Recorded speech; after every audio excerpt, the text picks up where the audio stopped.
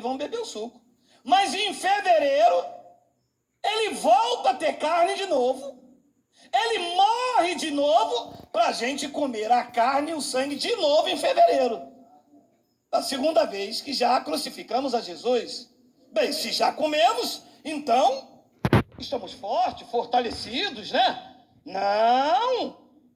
Em março nós vamos de novo comer a carne e o sangue. Mas tudo isso por representação, por pedaço de pão e sangue. E isto até o fim da tua vida, te aprisionando, te colocando medo, dizendo que se você não deu dízimo, você não pode cear.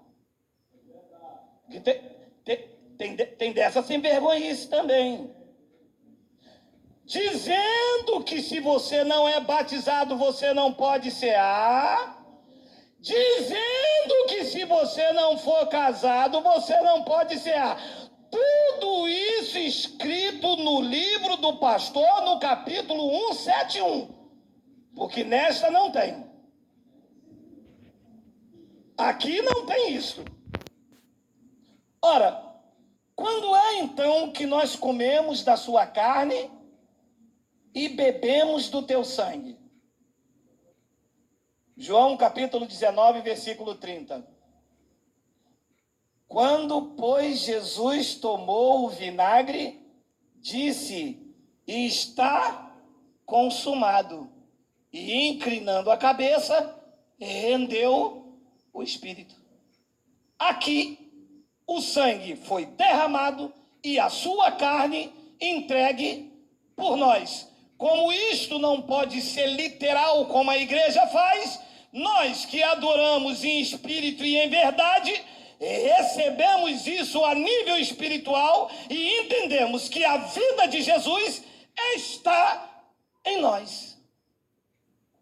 Alimentados, guardados, protegidos, sem representação, porque não vivemos de sombra. Gálatas capítulo 2, versículo 20 e 21, Paulo explica melhor isso. Logo, já não sou eu que vive, mas eu faço em memória dele, porque ele está morto. Hein? Não está morto aqui. Mas se você for numa igreja pentecostal no primeiro domingo, ele está morto, porque você está fazendo em memória dele. Sim ou não, meu amado? Sim. E aqui? E aqui? E aqui? Nós temos peito para aceitar o que está escrito. Logo, já não sou eu quem vive, mas Cristo vive no monte.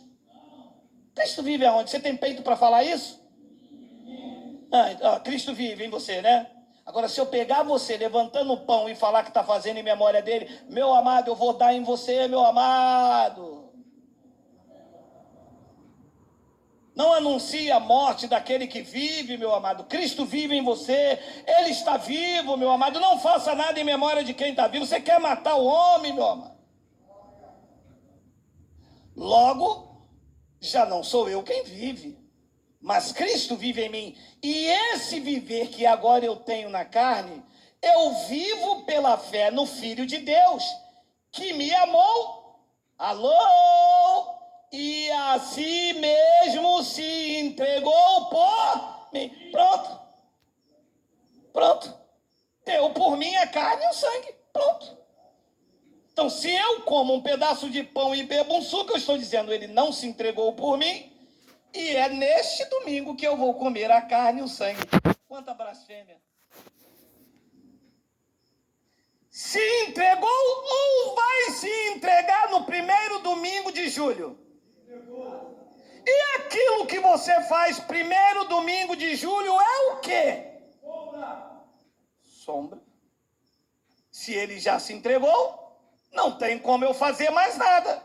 Se entregou, eu vivo. Ele disse, quem comer da minha carne e beber do meu sangue, não terá, tem a vida eterna. É o que eu tenho, a vida eterna, porque ele já se entregou por nós.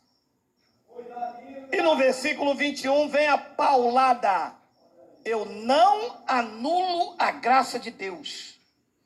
Se a justiça é mediante a lei, segue-se que morreu Cristo, é o sangue dele, então o que ele fez naquela cruz foi em vão. Para que ele morreu? Para que ele deu a carne dele e o sangue por mim? Se o pastor já está oferecendo o pão como carne e o suco como sangue.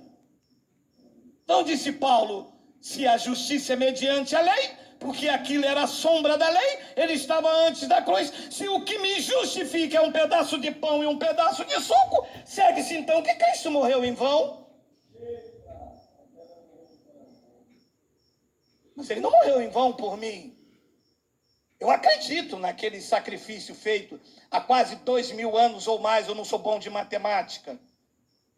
O que ele fez naquela cruz me justificou. Não há nada que o represente, não há nada que o compare. O sangue foi derramado por nós, o corpo foi entregue por nós. Representá-lo agora é anular a graça de Deus, é dizer que o que ele fez não valeu de nada, é chamá-lo de mentiroso. E domingo que vem eu vou comer um pedaço de pão e eles nunca me explicaram para quê.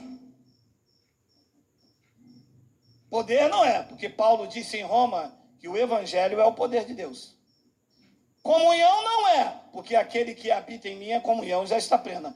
Para salvar não é, porque pela graça sois salvos e isso não vem de vós, é dom de Deus. Para a santificação também não é, porque o nosso espírito está pronto, aperfeiçoado nele, pelo único sacrifício de Cristo.